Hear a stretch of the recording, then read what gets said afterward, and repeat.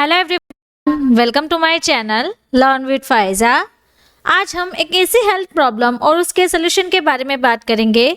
यहाँ पे आप देख सकते हैं कि स्किन पे इस तरीके से दाने बन रहे हैं। तो ये जो दाने हैं वो दिन भर आपको ज़्यादा से ज़्यादा बनने लगते हैं, या फिर स्किन पे इस तरीके से आपको कहीं भी बहुत तेज खुजली हो रही है और बड़े बड़े आपको इस तरीके से वहाँ पे चकत्ते बन जाते हैं।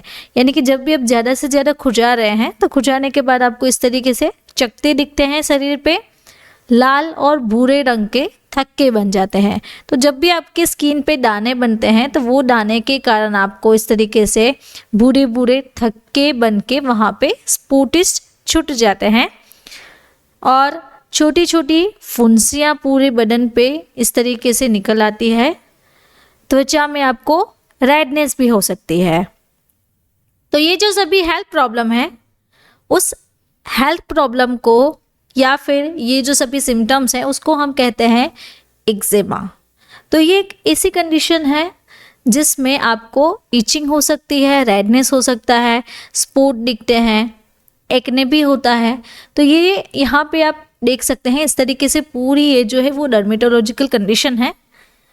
तो आपको एक्जिमा की बीमारी हो सकती है, इससे ये प्रोबेबिलिटी रहती है। लेकिन एक्जिमा होता क्या है, वो रोग क्यों होता है, इसके बारे में आज का हमारा डिटेल वीडियो लेक्चर रहेगा। तो आज हम क्या क्या सीखेंगे, तो यहाँ पे ये जो आप लिस्ट ऑफ कंटेंट देख रहे हैं, तो ये जो सारे कंटेंट हैं उसके बारे में आज का हमारा वीडियो लेक्चर रहेगा। तो चलिए समझते हैं इस बीमारी के बारे में कि एक्जिमा। तो एक्जिमा को हम एटोपिक डर्मेटाइटिस भी कहते हैं। तो ये एक स्किन डिजीज का एक प्रकार है। तो स्किन पे आपको रैशेस हो सकते हैं, खुजली हो सकती है। ये एक डर्मेटाइटिस का प्रकार कहा जाता है, जो कि यहाँ पे मैंने लिखा हुआ है एटोपिक डर्मेटाइटिस। तो एक्जिमा एक ऐसी बीमारी है जिसमें त्वचा में तेज खुजली और स्किन आपकी रूखी और सूखी हो जाती है। तो चलिए समझते हैं कि एक्चुअली में डर्मेटाइटिस होता क्या है। तो जब भी हम नॉर्मल स्किन की बात करते हैं, तो नॉर्मल स्किन आप यहाँ पे देखिए, ये जो ग्राफ है, ये जो फिगर है वो नॉर्मल स्किन का है। तो यहाँ पे हमारी जो स्किन है वो इस तरीके से टाइटली पैक है, यानी कि एक जो सेल्स है वो एक दूसरे से इस तरीके से जुड़े हुए हैं और यहाँ पे भी कोई रैशेस नहीं है। तो ये पूरी हेल्दी स्किन है। अब हम समझते हैं कि डर्मेटाइटिस में क्या होता है। तो यहाँ पे आप देखिए जो हमारी सेल है स्किन के, वो नॉर्मल में पैक है, यानी कि वो एक दूसरे से जुड़े हुए हैं। अब जब भी डर्मेटाइटिस होता है तो ये स्किन के सेल के बीच में जगह हो जाती है। तो जब भी ये जगह होती है तो बाहर की जो एलर्जिक रिएक्शंस होती है, जो बाहर के माइक्रोब्स होते हैं, वो इस जगह के अंदर से बॉडी के अंदर पेनिट्रेट होते हैं, यानी कि वो सेल के अंदर चले जाते हैं। जिसके कारण क्या होता है कि ये जो एलर्जेंस हैं वो ये खाली जगह है उसके बीच में फील हो जाते हैं, जिसके कारण आपको खुजली होती है और आपका जो सेल का नरिशमेंट होता है उसमें से आपका वाटर चला जाता है, फैट निकल जाता है। उसके कारण आपको स्किन जो है वो ड्राई हो जाती है। वेदर कंडीशन में आपको स्किन पे ज़्यादा खुजली होती है। तो इसे कहते हैं हम डर्मेटाइटिस। वीडियो के बीच में मैं आपको बताना चाहती हूँ, हमारी एक बुक है जिसका नाम है डिजीज एंड ट्रीटमेंट, यानी कि बीमारियाँ और उनका उपचार। तो यहाँ पे इस वीडियो में आप देख सकते हैं इस तरीके से पूरी कलर प्रिंटेड बुक आएगी। अगर आपको ये बुक चाहिए तो इसके लिए आप हमें इस व्हाट्सएप नंबर के थ्रू कॉन्टैक्ट करें और अपनी जो बुक है वो ऑनली ₹749 में अपने घर पे फ्री डिलीवरी में मंगवा सकते हैं। अब बात करते हैं second topic, that is causes, यानी कि इस बीमारी का कारण क्या है, किस वजह से होता है। तो एक्जिमा का सबसे पहला जो कारण रहता है वो है इम्यून सिस्टम। अगर आपकी इम्यून सिस्टम वीक है तो किसी भी प्रकार के माइक्रोब्स या फिर एलर्जन आपकी बॉडी में इजीली पेनिट्रेट हो सकते हैं। जब भी आपकी बॉडी में पेनिट्रेशन हो गया तो आपकी स्किन ड्राई हो जाएगी। उसके कारण आपको क्या होगा, ईचिंग करने का मन होगा, यानी कि स्क्रैचेस हो जाएंगे। तो आपकी जो इम्यून सिस्टम है वहाँ पे एक बार ये एंटर हो गया तो उसके बाद क्या होगा, आपकी स्किन की एबनॉर्मलिटीज़ हो जाएगी और आपको अस्थमा है, एलर्जी है, और एक्जिमा का एक टाइप भी कह सकते हैं। इसी कंडीशन में आपको बीमारियां हो सकती है। तो स्किन कंडीशन जैसे कि एक्जिमा, सोराइसिस, ड्राई स्किन होना, या फिर कहीं बार डायबिटीज़ में भी ये प्रॉब्लम हो सकती है। अगर किसी को एलर्जी से हाइपर सेंसिटिविटी है या फिर कोई रिएक्शंस हुए हैं तो इस कंडीशन में भी एक्जिमा पेशेंट को हो सकता है। अब बात करते हैं कि इम्यून सिस्टम, वो तो हमने पहले देख लिया। इम्यून सिस्टम वीक होना भी एक कारण रहता है। स्किन पे कहीं तरह के इन्फेक्शन हो सकते हैं, या फिर कहीं बार ऐसा होता है कि वेदर कंडीशंस अफेक्ट करती है। जैसे कि कोल्ड वेदर में ड्राई स्किन हो सकती है, ड्राई वेदर में भी किसी को इचिंग रह सकती है, या फिर कोई कड़ी धूप में बाहर निकल रहा है तो उसे सीवियर सनबर्न हो सकता है। स्ट्रेस भी एक कारण रहता है। जो एनवायरनमेंट है उसमें, या फिर कोई ऐसे केमिकल है जो आपको इरिटेशन प्रोवाइड करते हैं, या फिर किसी ने कोई एक्सपायर्स या फिर पुरानी कॉस्मेटिक यूज़ की है, उसके कारण भी पेशेंट को एक्जिमा हो सकता है। और कहीं ऐसे पैरासाइटिस होते हैं जैसे कि pinworm, scabies, head and body lice. तो ये एक लाइस का प्रकार है, इसमें भी आपको खुजली हो सकती है। और प्रेगनेंसी के दौरान भी आपको खुजली हो सकती है। तो प्रेगनेंसी के फेजेस में किसी को जो थर्ड ट्राइमेस्टर है उस ट्राइमेस्टर में खुजली हो सकती है, और खुजली के कारण एक्जिमा हो सकता है। बिकॉज जो महिलाएं हैं उनकी जो स्किन है वो पूरी तरीके से स्ट्रेच हो जाती है, तो उसके कारण उनको स्वेलिंग और इचिंग जैसी प्रॉब्लम हो सकती है। सोप और डिटर्जेंट से भी एक्जिमा की कंडीशन बन सकती है। देन उसके बाद बात करें तो अगर किसी को liver, kidney disease, thyroid disease है, यानी कि थायराइड डिजीज़ में भी ये एक ऑटोइम्यून डिसीज़ है, तो उसमें भी यहाँ पे आप देखिए इस तरीके से रेडनेस बन जाती है। अगर किसी को किसी प्रकार का कैंसर है या फिर कैंसर की कोई मेडिसिन ले रहे हैं तो उसकी भी साइड इफ़ेक्ट्स के कारण हो सकता है। और नर्वस सिस्टम भी एक ऐसा फैक्टर है जो कि एक्जिमा को अफेक्ट करता है।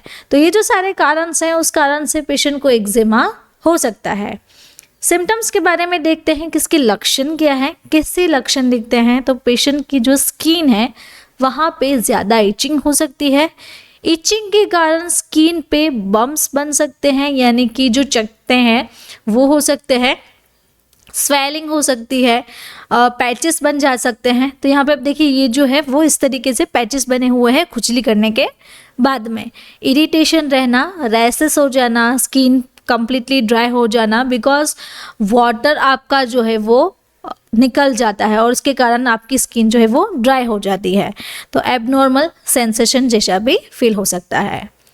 डायग्नोसिस के बारे में सीखते हैं कि इसका निदान क्या है। सबसे पहले पेशेंट की फिजिकल एग्जामिनेशन होगी, मेडिकल हिस्ट्री चेक होगी। जैसे कि हमने पहले ही एक फैक्टर देख लिया कि मेडिसिन की वजह से भी किसी को इचिंग हो सकती है, या फिर पुरानी कॉस्मेटिक। तो ऐसे भी फैक्टर अफेक्ट करते हैं जिसमें मेडिकल हिस्ट्री चेक करते हैं, ब्लड और एंड यूरिन टेस्ट हो सकता है, और स्किन की बायोप्सी। यानी कि ये जो आपको देख रहे हैं इसमें इसका जो डायमीटर है उससे भी लेके या फिर स्किन को कलेक्ट करके भी इसका माइक्रोस्कोपी करके डायग्नोसिस कर सकते हैं। अब बात करते हैं इसका इलाज क्या है, कैसे एक्जिमा ठीक हो सकता है। तो एक्जिमा ठीक करने के लिए सबसे पहले जो है वो है cold compress application of affected part. तो कोल्ड कंप्रेस में आप आइस यूज़ कर सकते हैं। एलोवेरा का आप जूस निकाल के उसका भी आइस बना सकते हैं, तो उसे भी आप स्किन को पैट करके यूज़ कर सकते हैं। कोल्ड कंप्रेशन थेरापी दे सकते हैं। स्किन का अगर मॉइस्चर कम हो गया है, ड्राई स्किन हो गई है, तो मॉइस्चराइजिंग लोशंस, एजेंट्स लगा सकते हैं। लुकवार्म वाटर या फिर ओट मिल से आप बाथ ले सकते हैं, या फिर नीम एक्सट्रैक्ट जो है उससे भी आप बाथ ले सकते हैं, जिससे आपकी इचिंग जो है वो कम हो सकती है। आपको मेडिकेटेड सोप यूज़ करना है। मार्केट में जो फ्लेवर्ड सोप मिल रहे हैं उसके कारण भी किसी को स्किन पे रैसेस हो सकते हैं, इचिंग हो सकती है, ड्राइनेस हो सकती है। ओटीसी मेडिसिन्स मिलती है मार्केट में, हाइड्रोकोर्टिजोन क्रीम या फिर एंटीहिस्टामाइन टैबलेट। एंटीहिस्टामाइन जो है वो एलर्जिक के लिए है, तो H1 रिसेप्टर एंटागोनिस्ट जो है वो आप ले सकते हैं। अब मेडिसिन के बारे में बात करते हैं, तो अगर किसी की स्किन ड्राई है तो ड्राई स्किन के लिए आप मॉइस्चराइजर्स लगा सकते हैं, जैसे कि सनटूर है, नेविया है, वैसलीन है। ऐसे मार्केट में बहुत सारे प्रोडक्ट मिलते हैं, तो दिन में 2 से 3 बार अप्लाई करें।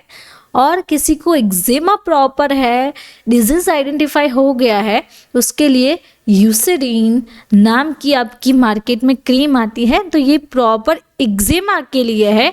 इसे भी आपको दिन में 2 से 3 बार अप्लाई करना है। टैबलेट्स के बारे में बात करते हैं, एविल 25, तो इसका डोज रहता है 25 to 50 mg oral per day. 2 से 3 टैबलेट पेशेंट ले सकता है। मार्केट में इसके इंजेक्शंस भी मिलते हैं, तो इंजेक्शन का भी डोज सेम रहता है, आप यहाँ पे देख सकते हैं। देन CPM क्लोरफेनेरामाइन मेलेट, यहाँ पे सस्टेन रिलीज टैबलेट है, तो 2 से 4 mg का इसका डोज रहता है। ओरली टैबलेट्स भी अवेलेबल रहते हैं और इंट्रामस्क्यूलर इंजेक्शंस भी अवेलेबल है। लोराटेडिन टैबलेट कैडिला फार्मा बनाती है, तो 10 mg पर डे ओरली इसका सिंगल थेरापी, दिन में 1 बार इसका डोज रहता है। नाउ वीडियो के बीच में मैं आपको बताना चाहती हूँ, हमारी एक बुक है, तो बुक का रिव्यू आप यहाँ पे देख सकते हैं। इस तरीके से कलर प्रिंटेड बुक आएगी। तो अगर आपको ये बुक चाहिए तो उसके लिए आप हमें इस व्हाट्सएप नंबर के थ्रू कांटेक्ट करें और आपको बुक के बारे में सारी डिटेल जानकारी मिल जाएगी। नाउ अब बात करते हैं आगे कि अदर मेडिसिन क्या है। यहाँ पे आपको सेट्रिजिन भी सजेस्ट करते हैं, तो सेट्रिजिन भी आपको एलर्जिक में काम आती है, तो 10 mg इसका डोज रहता है। और मार्केट में दूसरी भी मिलती है 5 mg डोज में, तो 5 mg अगर कोई पेशेंट ले रहा है तो दिन में 2 से 3 बार, अगर कोई 10 mg ले रहा है तो दिन में 1 बार सजेस्ट की जा सकती है। यहाँ पे चरक कंपनी भी एक्जिमा की मेडिसिन बनाती है, उसका नाम है टेक्जिमा। तो टेक्जिमा यहाँ पे 30 के पैक में अवेलेबल रहता है, तो आपको 1 से 2 टैबलेट दिन में 2 बार लेनी होती है। SBL की पेट्रोलियम होम्योपैथिक मेडिसिन में आपको क्रीम मिल जाती है, तो ये जो क्रीम है उसे 2 से 3 बार अप्लाई करना है जहाँ पे भी आपकी स्किन पे इचिंग हो रही है। नाउ बर्फानी एक्सोनेल, तो ये एक ऑइंटमेंट है, उसकी नंबर ऑफ बेनिफिट्स है, क्विक एक्शन देती है, हर्बल अच्छी मेडिसिन है, 100% नेचुरल हर्ब से बनी हुई है। तो यहाँ पे आप देख सकते हैं रिंगवॉर्म में भी ले सकते हैं, स्किन पे रैसेस भी होता है जब भी, तब आप इसे ले सकते हैं, तो आपको इंस्टेंट रिलीफ प्रोवाइड करवाएगा। तो दिन में 2 से 3 बार इसे भी आप अप्लाई कर सकते हैं। नाउ अगर किसी का रूट कोज ये है कि उसे फंगल इन्फेक्शन हुआ है, तो फंगल इन्फेक्शन के कारण उसको एक्जिमा हुआ है, तो यहाँ पे आप ये जो लिस्ट ऑफ ड्रग ले रहे हैं एंटी फंगल्स मेडिसिन, तो ये भी पेशेंट को सजेस्ट की जा सकती है। तो मार्केट में क्रीम भी अवेलेबल है, ऑइंटमेंट भी है, टैबलेट्स भी है, तो ये जो सारी मेडिसिन हैं फंगल की वो आप पेशेंट को सजेस्ट करें, इससे अच्छा आपको रिजल्ट मिलेगा। तो अगर आपको मेरा ये वीडियो अच्छा लगा तो आपको ये वीडियो भी अच्छा लगेगा। ऐसे ही डिजीज एंड मेडिसिन के बारे में जानकारी चाहिए तो आप मेरे चैनल को यहाँ से सब्सक्राइब करें और बेल आइकॉन को टर्न करना ना भूलें। Thank you for watching my video.